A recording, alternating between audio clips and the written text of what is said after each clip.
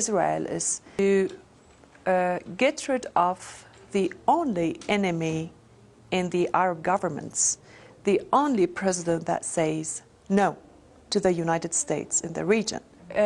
Well, Syria has a different situation of the other countries. I think that years ago something was getting prepared for Syria. Of course, regime change. The story of regime change starts in 1991. It starts with the Iraq War.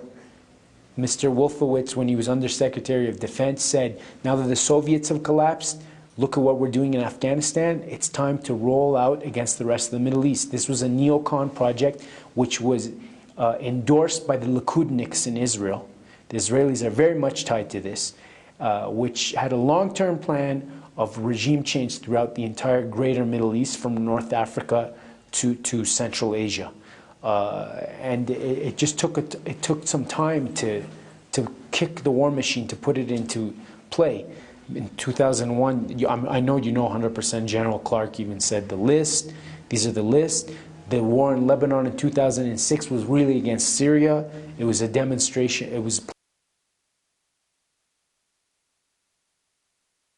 obviously, in the end, it was going to be against Iran, but it was for Syria. Even Dick Cheney's Middle East advisor, his wife, who helped write a document, The Clean Break, admits that Syria was the main target of the war. The French general who was in charge of UNIFIL, in his book that he printed after he retired, said the Americans were going to send the Marines into Lebanon. They were planning on fighting Hezbollah and then going to Syria. They just wanted to make sure that Iran wouldn't, like they don't want to fight everybody at the same time. They wanted to do it one and then go after the other one. And I think they had the idea that if they can get rid of this government, then they can attack Iran. So Iran will not have this big alliance with Syria. And in this case, Hezbollah will stand alone in the Lebanon, so it will be easy for Israel to attack Hezbollah. You know, these groups are not, who are they? You know, some of them come from Iraq. They were part of the awakening councils. Who are the awakening councils? They were groups that the Americans started paying to basically be under American control. That's in the American media, even the awakening councils. You know, they were paying them basically to fight for them in Iraq, and now these guys have become the seeds of what we see in Syria. And of course, Saudi Arabia had a big hand to play in this. Prince Bandar Bush, who has been pivotal with creating the Taliban, who was pivotal in creating Fatah al-Islam in Lebanon. Remember, after the Israelis lost the war in Lebanon, that all of a sudden these groups that are the seeds of what we see in Syria started coming in Lebanon, and they wanted to use them against Hezbollah. And eventually, these are the same type of groups we see them using in Syria. It's also economic, because Syria has petrol, has gas, and this is something very attractive for investment. And I think Qatar has some future projects in Syria, and that's why they pushed a lot the rebels to destroy more and more in Syria, so they can be able later to enter to the market and invest. At the heart of South America, at the foothills of Ecuador's volcanic mountains, and in the middle of rainforests, talking about the Middle East had a strange feeling. It was like looking at a chessboard from far away, whose pawns were alive and whose rooks were real. They talked about Damascus, which is the oldest capital in the world. It's been known as the Eastern Gate for 2,000 years. The United States has only one interest, and that's Iran. They want to weaken Iran, and that's their interest in Syria. Remember, the United States got along quite well with Syria.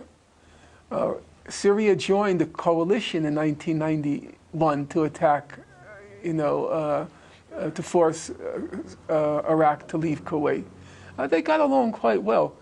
Somebody was just reminding me in the car today that when Hafez al-Assad passed away, the United States sent a very large delegation. It was headed by Madeleine Albright. It has nothing to do with Syria. It's Iran. They want to weaken Iran. To cut the Iranians out, the road to Beirut, Damascus through Beirut, but Damascus is the road to Tehran. In a civil war, each side has a finite amount of resources. So at a certain point, when each side realizes it can't win, they decide on some political compromise. The problem now is it's no longer a civil war, it's a proxy war. And each of the great powers has unlimited resources. They can go on and on and on and on because they have so much power, so much wealth. Will the Saudis stop? No. They will not stop. Will the Americans stop? No.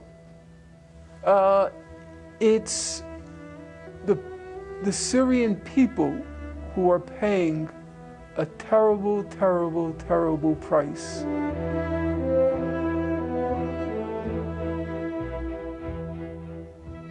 They lost, the Americans lost in Syria. They lost the war. They know it. Everybody should know it by now. There's some stubborn people in Saudi Arabia who are afraid that regime change will happen in Riyadh.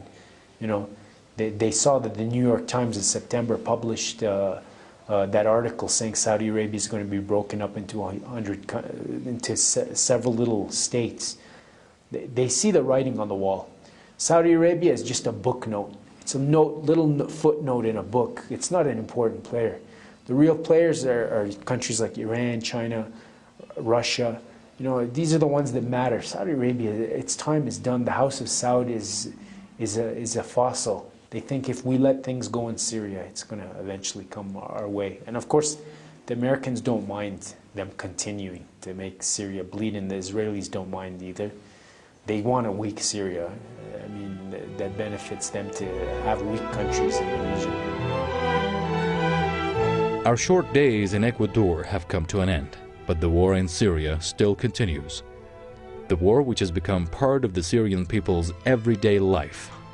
The war with which Syrian children sleep at dusk and wake up in the morning. The war in which all the world powers are involved and all good and evil are confronting one another. And the war which may alter the world's destiny and change its order.